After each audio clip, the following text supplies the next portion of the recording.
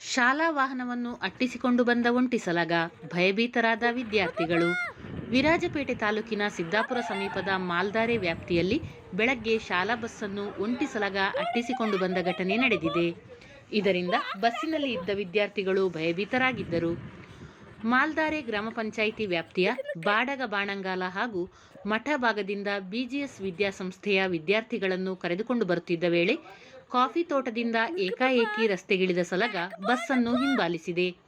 ಘಟನೆಯ ದೃಶ್ಯವನ್ನು ಬಸ್ ಚಾಲಕ ಸುನಿಲ್ ಅವರ ಪುತ್ರಿ ಮೊಬೈಲ್ನಲ್ಲಿ ಸೆರೆ ಹಿಡಿದಿದ್ದಾರೆ. ಘಟನೆ ನಡೆದ ಸ್ಥಳದ ಸಮೀಪದಲ್ಲಿ ಸುಮಾರು 10 ವಿದ್ಯಾರ್ಥಿಗಳು ಬಸ್ಗಾಗಿ ಕಾದು ಕುಳಿತಿದ್ದು ಅಪಾಯದಿಂದ ಪಾರಾಗಿದ್ದಾರೆ. ವಿಷಯ ತಿಳಿದು ಆತಂಕಗೊಂಡ ಪೋಷಕರು ಹಾಗೂ ಸ್ಥಳೀಯರು ಗ್ರಾಮ ಪಂಚಾಯಿತಿ ಸದಸ್ಯ ಮಹಮ್ಮದ್ ಅಲಿ ಅವರಿಗೆ ಮಾಹಿತಿ ನೀಡಿದ್ದಾರೆ.